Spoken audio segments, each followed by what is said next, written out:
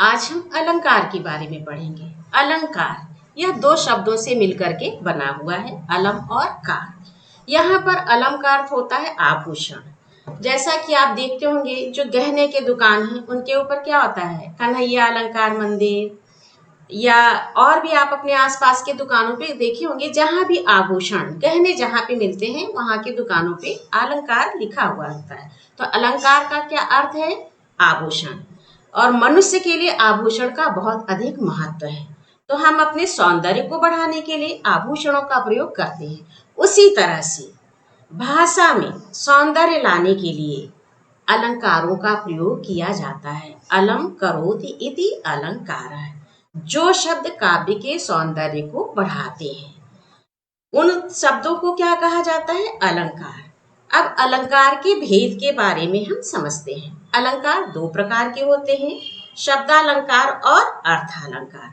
अब यहाँ पे जो दोनों अलंकार के भेद हैं, शब्दालंकार का मतलब शब्द, जैसा कि शब्द से स्पष्ट हो जा रहा है, जहां शब्द के द्वारा अलंकार में सौंदर्य आए उसे शब्दालंकार कहते हैं, और जहां अर्थ के द्वारा अलंकार में सौंदर्य आए उसे अर्थालंकार कहते हैं। और एक उभय अलंकार होता है, यानी दोनों का मिला जुला हुआ रूप।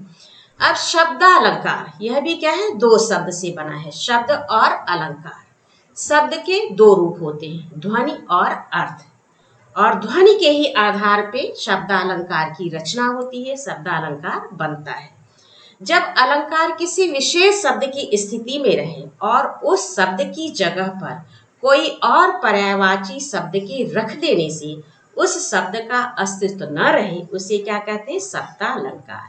यानी जिस अलंकार में शब्दों का प्रयोग करने से चमत्कार आ जाए, यदि उस शब्द को वहां से हटा दिया जाए, उसकी जगह पर उसका समान अर्थ देने वाला शब्द रख दिया जाए, तो वह सौंदर्य समाप्त हो जाएगा। लेकिन जब उस शब्द का महत्व है और शब्द के द्वारा काव्य में सौंदर्य आ रहा है, उसे हम शब्दालंकार कहते हैं। अब आइए शब्दालंकार के जो भेद हैं उन भेदों के बारे में देखते हैं।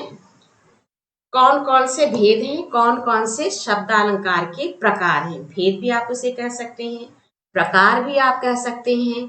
तो उन भेदों के बारे में, उन प्रकारों के बारे में हम समझते हैं। तो सबसे पहला जो शब्दालंकार का प्रकार है, अनुप्रास अलंकार। दूसरा है यमक अलंकार। तीसरा है पुनरुक्ति अलंकार। चौथा है विप्सा अलंकार, वक्रोक्ति अलंकार और श्लेष अलंकार। ये जो 6 प्रकार आपने देखा, इन 6 में क्या है, शब्द के द्वारा सौंदर्य आता है, शब्द के द्वारा काव्य की शोभा बढ़ती है, इसीलिए इन्हें शब्दालंकार के भेद कहे जाते हैं। अब आइए जो शब्दालंकार का पहला भेद है, पहला प्रकार है अनुप्रास अलंकार। उस अनुप्रास अलंकार के बारे में हम समझते हैं।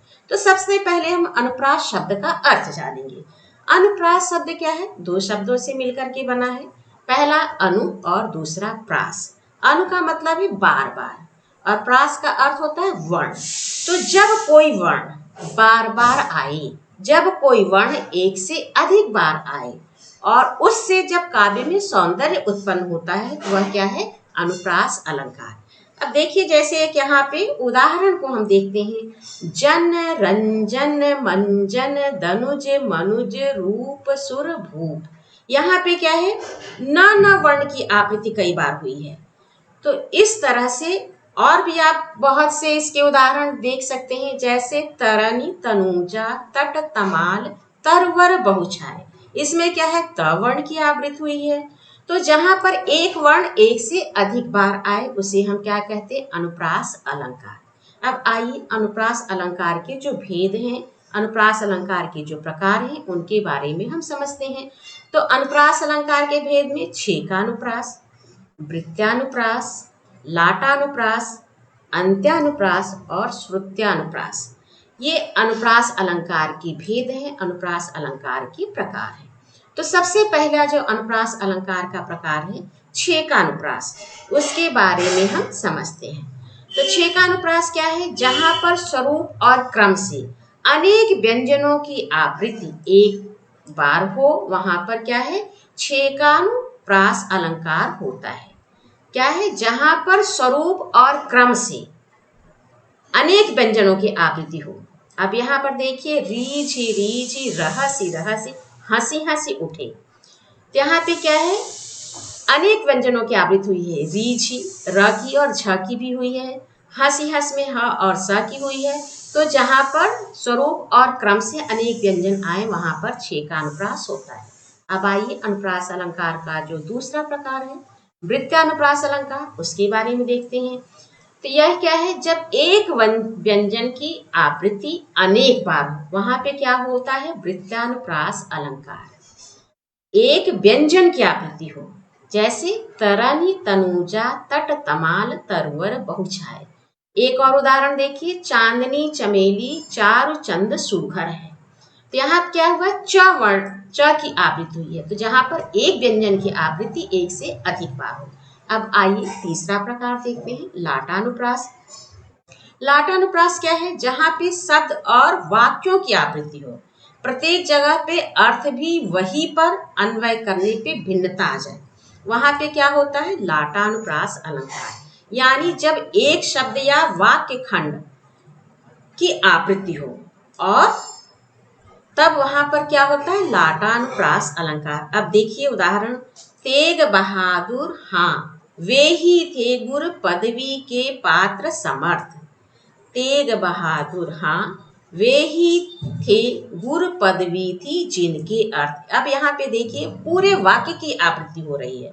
तो जहां पर पूरे वाक्य की आवृत्ति हो वहां पर क्या है, लाटानुप्रास अलंकार होता है। अब आइए चौथा जो अनुप्रास अलंकार का प्रकार है, अंत्यानुप्रास, उसके बारे में समझते हैं, उसकी परिभाषा जानते हैं। अंत्यानुप्रास, जैसा कि इसके नाम से स्पष्ट हो रहा है, जहां अंत में अनुप्रास हो, यानी जहां अंत में तुक मिलता हो वहां पर अंत्यानुप्रास अलंकार होता है। उदाहरण देखते हैं, लगा दी किसने आकर आग, लगा दी किसने आकर आग, कहाँ था तू संशय के नाग। अब यहाँ पे देखिए अंत में मिल रहा है आग और नाग, इसलिए ये क्या है, अंत्यानुप्रास अलंकार। अब अगला जो अनुप्रास अलंकार का प्रकार है उसका नाम क्या है, श्रुत्यानुप्रास।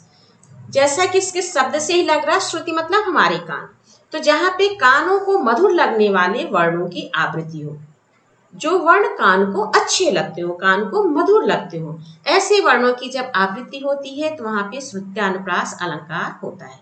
उदाहरण देखते हैं, दिनांत था थे दिन नाथ डूबते, साधेनु आते गृह ग्वाल बाल थे। ते क्या है, दिनांत था थे दीननाथ डूबते साधेनु आते गृह ग्वाल बाल थे। ते कानों को हमारे अच्छे लग रहे हैं जो वर्ण की आवृत्ति है।